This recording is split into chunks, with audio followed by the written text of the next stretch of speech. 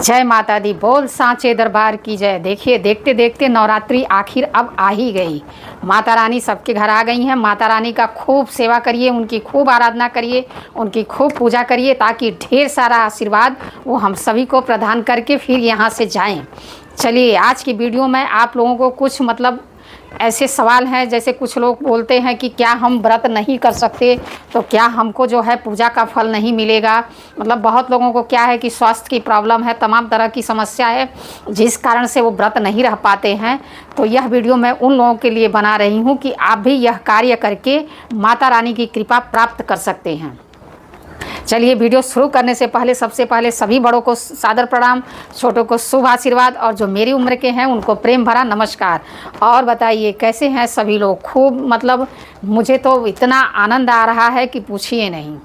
या देवी सर्वभूतेषु मात्र रूपेण संस्था नमस्सै नमस्सै नमस्सै नमो नमः।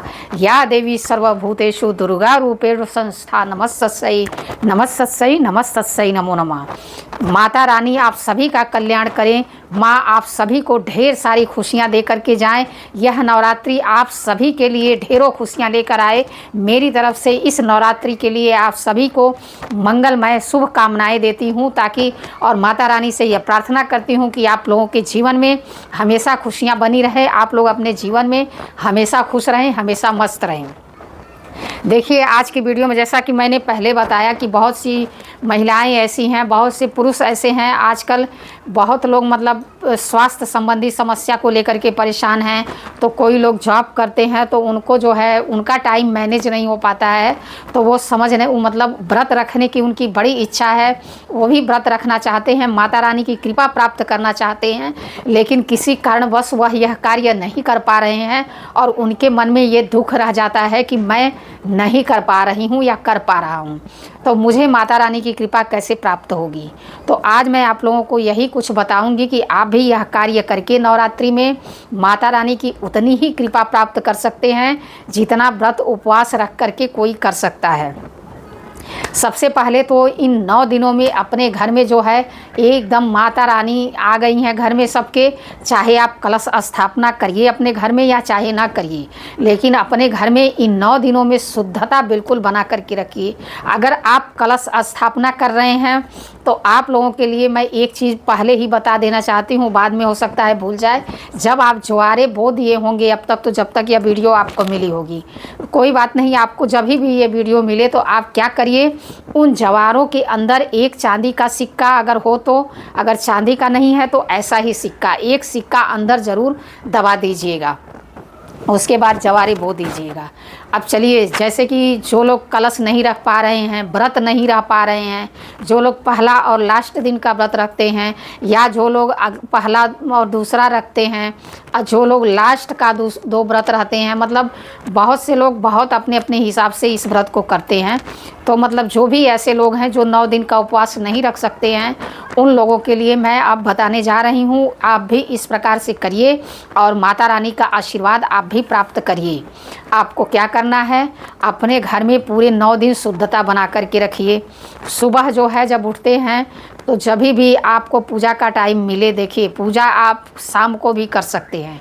जैसे दुर्गा सप्तशती का पाठ आप करना चाहते हैं, आप उनका पूजा करना चाहते हैं, लेकिन आपको किसी कारणवश समय के अभाव के कारण ये नहीं कर पाते हैं, तो ब्रह्मचर्य का पालन करिए।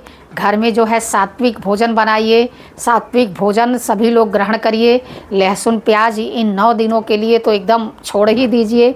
और जैसे कि अगर आपके घर में कोई नशा पानी करता हो, वो भी इन 9 दिनों के लिए छोड़ दे तो अच्छा, लेकिन सिर्फ आप अपनी गारंटी ले सकते हैं, दूसरे की तो क्या ही कोई ले सकता है, फिर भी आप अपनी तरफ से कह सकते हैं, ठीक है।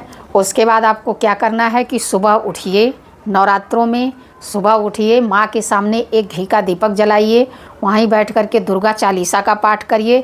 2 जोड़ा लौंग माँ को अवश्य चढ़ाइए।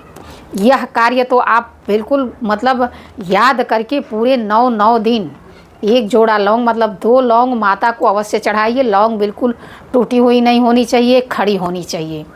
अब रही दुर्गा सप्तशती पढ़ने की बारी, तो अगर मान लीजिए आपके पास सुबह टाइम है तो सुबह आप पाठ कर सकते हैं।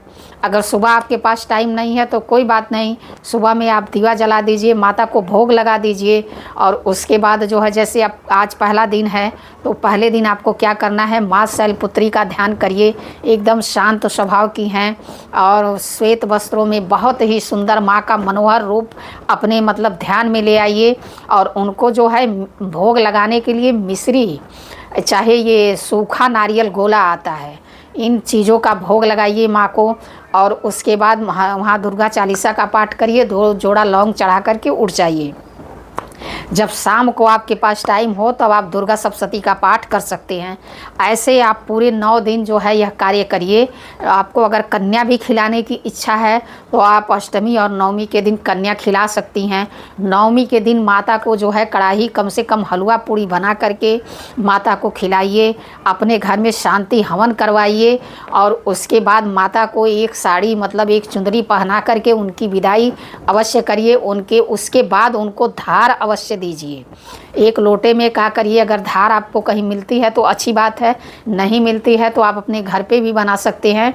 धार बनाने के लिए आपको क्या करना है कि एक लोटे में जल ले लीजिए, उसमें जो है लौंग डाल दीजिए, उसमें हल्दी डाल दीजिए, उसमें शक्कर डाल दीजिए और उसमें जो है फूल डाल दीजिए और द्रव्य मतलब एक सिक्का डाल दीजिए। और उसको माता के ऊपर से 7 बार ऐसे उतार करके ले जा करके किसी भी पेड़ में उसको ले जा करके आपको गिरा देना है। यह कार्य आपको नवमी के दिन जब आपका मतलब हवन हो जाए, पूजा हो जाए, माता जी को आप हलवा पूड़ी का भोग लगा लीजिए, उसके बाद यह कार्य करना है। और यह कार्य करने के लिए कोई ज़रूरी नहीं है कि आप 9 दिन का व्रत रखें। आप सात्विक रह के पूरे 9 दिन माँ की सेवा कर सकती हैं। देखिए, गिरते पड़ते पूजा करने से अच्छा है आप अपना आहार लीजिए सात्विक और माता की खूब सेवा करिए 9 दिन। और जो मैं बता रही हूँ यह उपाय करिए, आपको माता की कृपा अवश्य ही प्राप्त होगी।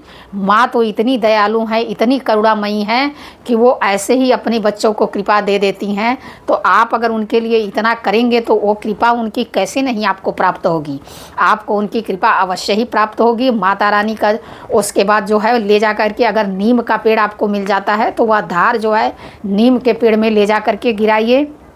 और हाँ, उस पर एक हलवा और पूड़ी भी रख लेना है, ले जा कर के गिराइए और माता से प्रार्थना करिए, हे माँ, मैंने 9 दिन आपकी जो मुझसे बन पड़ा मैंने सेवा की, मुझसे अगर कोई त्रुटि हो गई हो, कोई गलती हो गई हो तो मेरी उन गलतियों को क्षमा करना। हे माँ, मुझे सुख समृद्धि का वरदान दो, मेरी सारी कामनाओं को पूर्ण करो, ऐसा कहिए माँ को। उसके बाद जो आपने माँ के नाम का एक नारियल आपको पहले दिन ही अपने पूजा घर में रख देना है। अगर आपने कलशा नहीं रखा है तो, अगर कलशा रखा है तो कलशे पे तो नारियल होता ही है, लेकिन अगर आपने कलशा नहीं रखा है तो एक चुंदरी में लपेट करके एक नारियल माँ के सामने अवश्य रख दीजिए। और जब उस दिन मतलब आपका सारा कार्य संपन्न हो जाए तो वह नारियल उठा करके आप अपने धन के स्थान पर या तो अपने घर के किसी भी जगह उसको सुरक्षित एकदम जहाँ मतलब छूत छात न ज़्यादा हो ऐसी जगह पर उसको रख दीजिए। यह उपाय करके देखिए, माता रानी की कृपा आपको अवश्य ही प्राप्त होगी। माँ आपका सारा दुख अवश्य ही दूर करेंगी। यह जो है मैंने बहुत ही जो मैं करती हूँ एकदम साधारण और सिंपल सा जो मैं उपाय करती हूँ वो मैं आपको बता रही हूँ। माता की कृपा मुझे प्राप्त हुई है, आपको भी अवश्य ही प्राप्त होगी। माँ सभी का कल्याण करे। ऐसी जानकारी के लिए हमसे जुड़िए, हमारे चैनल को लाइक, सब्सक्राइब और शेयर करिए। कमेंट में जय माता दी अवश्य लिखिए, आपकी मनोकामना अवश्य पूरी होगी। जय माता दी। बोल साचे दरबार की जय।